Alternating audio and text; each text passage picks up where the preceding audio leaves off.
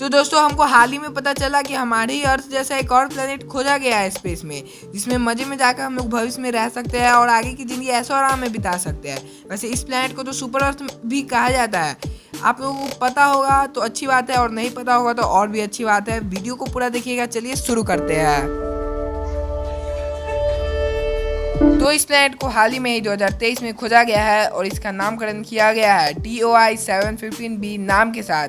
इसके नाम की तरह ये प्लेनेट भी बहुत मज़ेदार है। इस प्लेनेट से जुड़े रिसर्च पेपर्स यूके के यूनिवर्सिटी ऑफ बर्मिंघम में एक साइंटिस्ट के ग्रुप ने, जो कि लीड किया जा रहा था जॉर्जिना ड्रांसफील्ड के द्वारा, उन्होंने पब्लिश किया जनवरी 2024 में कुछ इस प्रकार की हेडलाइन के साथ, जो कि इस प्लेनेट से जुड़े जानकारियों के बारे में हमें बताता है। पर इस प्लेनेट की डिस्कवरी टेस्ट सैटेलाइट की मदद से की गई है, मतलब ट्रांसिटिंग एक्सोप्लैनेट सर्वे सैटेलाइट। इस सैटेलाइट को 18 अप्रैल 2018 में और भी एक्सोप्लैनेट को डिस्कवर करने के लिए लॉन्च किया गया था। ये सैटेलाइट दूसरे फार अवे स्टार्स पर सर्वे करता है, रिसर्च करता है और उनके स्टार लाइट में टिनी डिप्स को मेजर करता है जब वो अपने स्टार के फ्रंट से क्रॉस करते हैं, और इसी स्टार क्रॉसिंग को ट्रांसिट कहते हैं। और इसी मेथड द्वारा हमारे इस सुपर अर्थ को भी डिस्कवर किया गया है। और ये सैटेलाइट हमें एक और जानकारी देता है कि जिस प्रकार हमारा अर्थ 365 डेज लेता है एक रिवॉल्यूशन को कंप्लीट करने के लिए, ये प्लेनेट सिर्फ 19.3 डेज में ही कंप्लीट कर लेता है।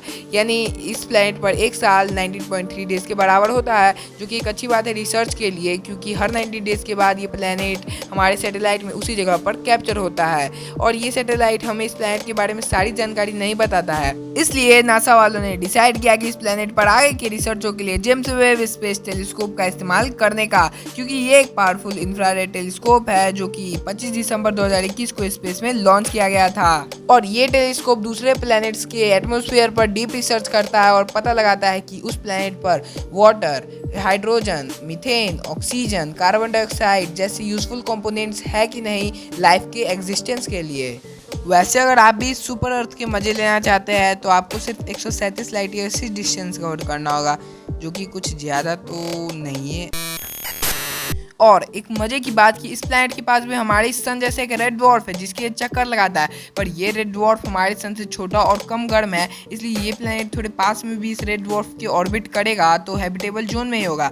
वैसे इन दोनों के बीच का डिस्टेंस देखा जाए तो 0.083 AU है, जो कि एक एस्ट्रोनॉमिकल यूनिट है। यूज़ किया जाता है डिस्टेंस नापने के लिए बिटवीन टू सेलेस्टियल बॉडीज़, जो कि यहाँ पर संभावना बनाती है मॉडरेट टेम्परेचर और क्लाइमेट की, और वाटर भी हो सकता है कि यहाँ पर लिक्विड फॉर्म में अवेलेबल हो। और हाँ, अगर इस प्लैनेट पर वाटर लिक्विड फॉर्म में अवेलेबल हुआ तो हम भी कभी भविष्य में इस प्लैनेट पे जाकर रह सकते हैं, अगर संभव हो तो। वैसे इस प्लैनेट का वजन है 3.02 अर्थ का भी एक यूनिट की तरह इस्तेमाल किया जाता है दूसरे सेलेस्टियल बॉडीज़ का वजन बताने के लिए। अरे भाइयों, ये तो मैं बताना भूल ही गया कि अगर इस प्लैनेट पर पहले से ही वाटर मौजूद हुआ तो ये भी पॉसिबल है कि लाइफ भी इस प्लैनेट पर पहले से ही एग्जिस्ट करता होगा, क्योंकि हमारे इस अर्थ पे भी लाइफ वाटर से ही ओरिजिनेट हुआ है। जी हाँ, मैं एलियंस के बारे में ही बात कर रहा हूँ, क्योंकि अगर वाटर संभव है कि उस प्लैनेट पर हो तो लाइफ भी बिल्कुल संभव है। और जैसे जैसे एक्सोप्लैनेट्स पर रिसर्च बढ़ते जा रहे हैं वैसे वैसे एलियंस की संभावना भी बढ़ती जा रही है। और अगर आप लोगों को एलियंस के बारे में और भी बहुत कुछ जानना है तो मेरी पिछली वीडियो को देखिए, get ready for a great battle. ये वीडियो मैंने एलियंस के बारे में और उनसे भविष्य में बचने के तरीकों के बारे में बताते हुए बनाई है। तो आज के लिए बस इतना ही। Thanks for watching.